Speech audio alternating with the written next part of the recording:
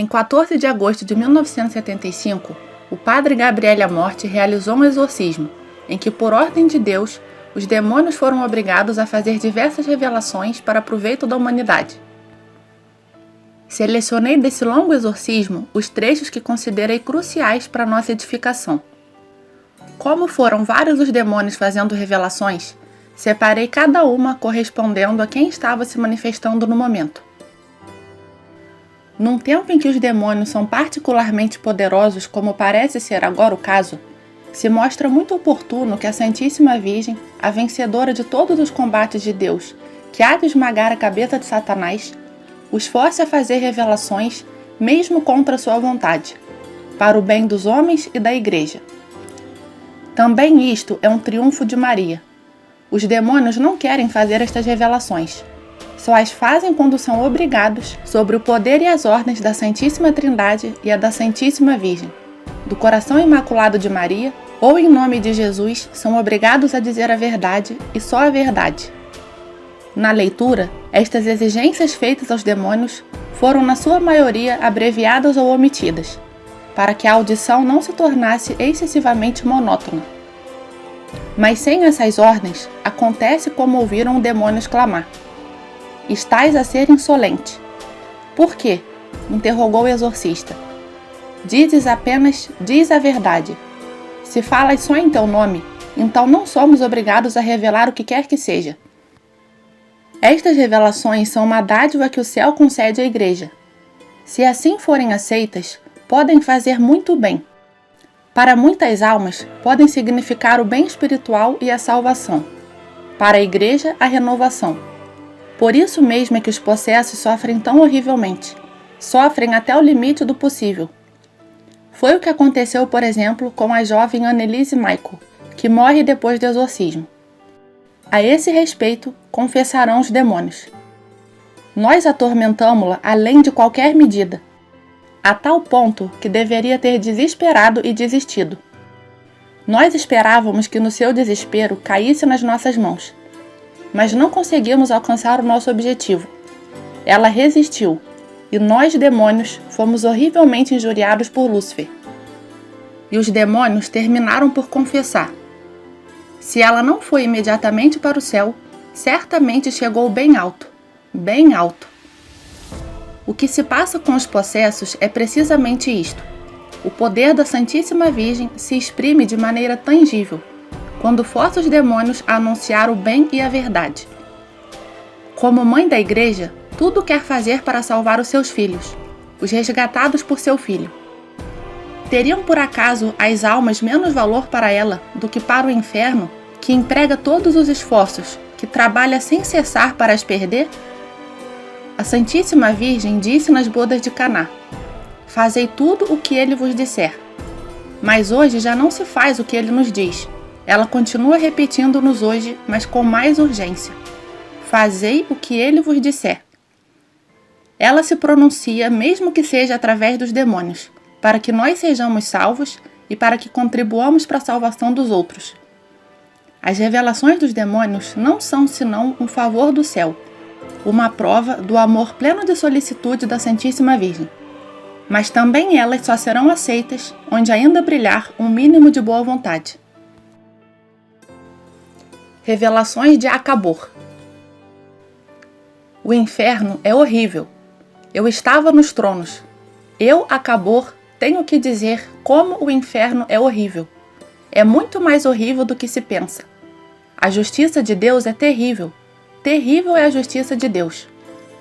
O inferno é bem pior do que à primeira vista, e superficialmente poderias pensar.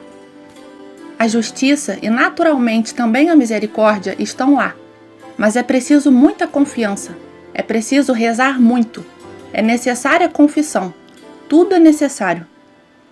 Não se deve condescender facilmente com os modernismos. O Papa é que diz a verdade. A juventude é enganada. Digo isto bem contra a minha vontade. Tudo o que digo é contra a minha vontade. A juventude é enganada. Pensa que poderá com algumas obras caritativas alcançar o céu, mas não pode. Não, nunca. Os jovens devem, embora me custe muito, tenho que dizer: a comunhão na boca. Devem receber convenientemente os sacramentos, fazer uma confissão verdadeira, não apenas participar nas cerimônias penitenciais e na comunhão. A comunhão, o celebrante deve dizer 3 vezes: Senhor, eu não sou digno de que entreis em minha morada, mas dizei, e não uma vez só. Devem receber a comunhão na boca e não na mão. Nós trabalhamos durante muito tempo lá embaixo, até conseguirmos que a comunhão na mão fosse posta em prática. A comunhão na mão é muito boa para nós, no inferno, acreditai. Ela aponta para cima. Quer que eu diga que se ela, a grande senhora, ainda vivesse, receberia a comunhão na boca, mas de joelhos, e haveria de se inclinar profundamente assim. Demonstra como procederia a Santíssima Virgem. A comunhão na mão não é de modo algum querida por Deus. Os jovens devem habituar-se a fazer peregrinações. Devem voltar-se cada vez mais para a Santíssima Virgem. Não devem bani-la. Devem reconhecer a Santíssima Virgem e não viver segundo o espírito dos inovadores. Não devem aceitar absolutamente nada deles. Grita cheio de fúria. Eles é que são bobos. A esses já os temos bem seguros. Os jovens atualmente creem que realizam coisas maravilhosas quando fazem algumas obras caritativas e se reúnem uns com os outros. Mas isso não é nada. É preciso que os jovens façam sacrifícios, que adquiram espírito de renúncia. É preciso que rezem. Devem frequentar os sacramentos. Devem frequentá-los ao menos uma vez por mês. Mas a oração e o sofrimento são também importantes. Tenho que dizer que o mundo de hoje, mesmo o mundo católico, esqueceu por completo esta verdade. É preciso sofrer pelos outros. Caiu no esquecimento que todos vós formais o corpo místico de Cristo e que deveis todos sofrer uns pelos outros. Chora como um miserável e geme como um cão. Cristo não realizou tudo na cruz. Abriu-vos as portas do céu, mas os homens devem reparar uns pelos outros. As seitas dizem que Cristo fez tudo, mas isso não corresponde à verdade. A paixão de Cristo continua. Em seu nome, ela continuará até o fim do mundo. É preciso que ela continue.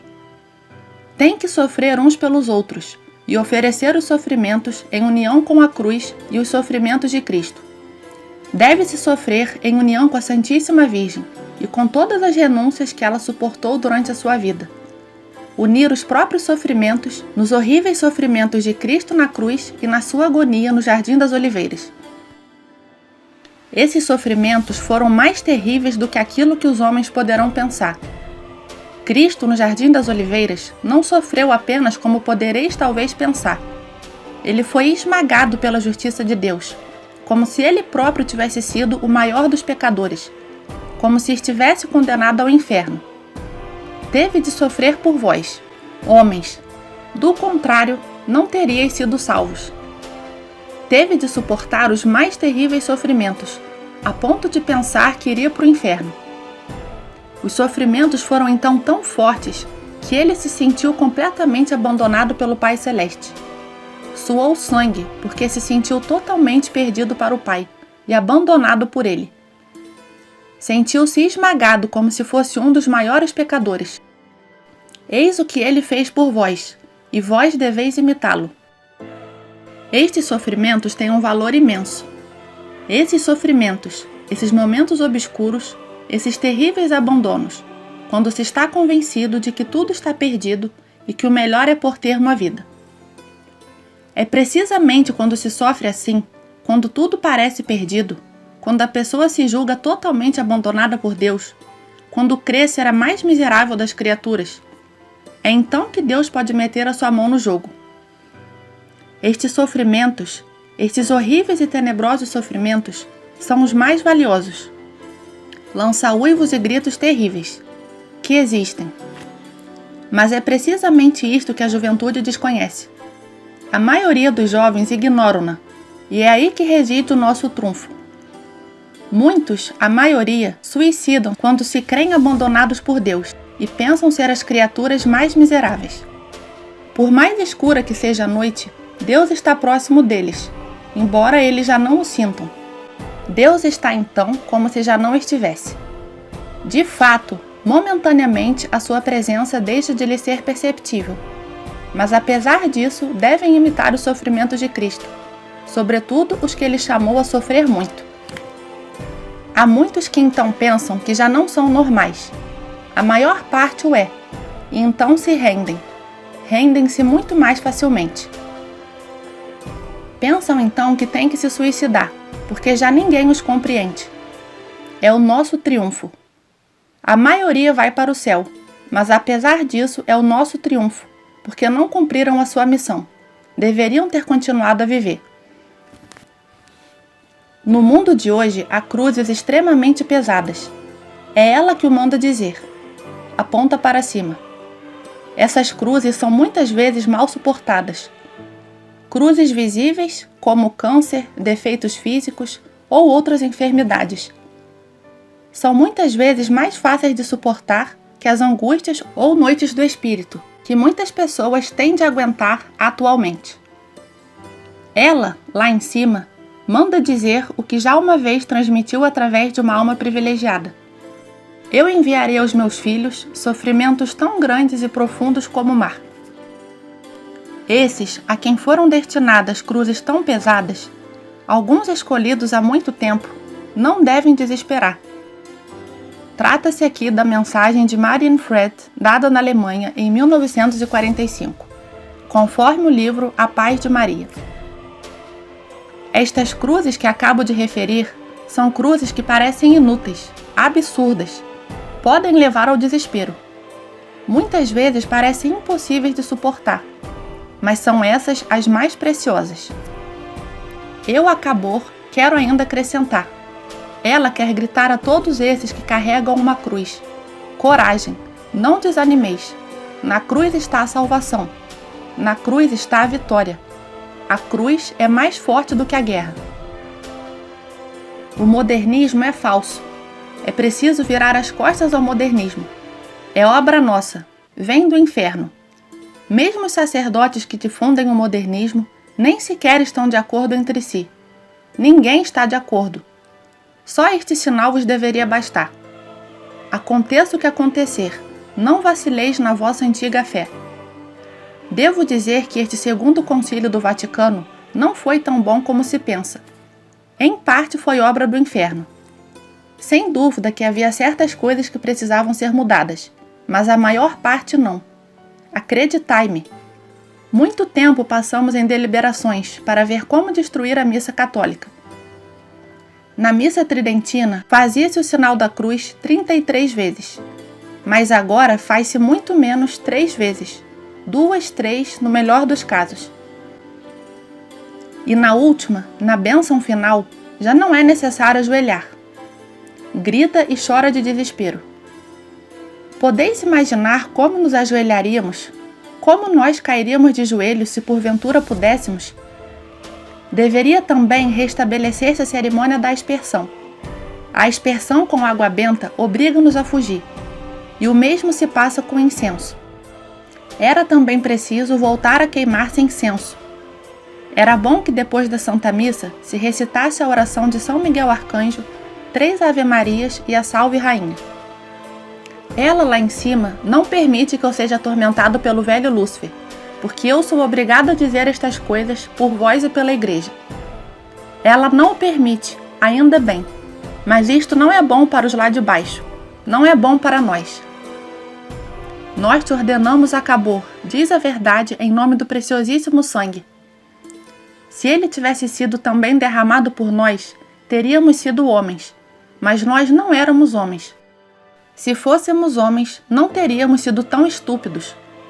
No fundo, ainda tendes mais sorte que nós. Isso não é possível.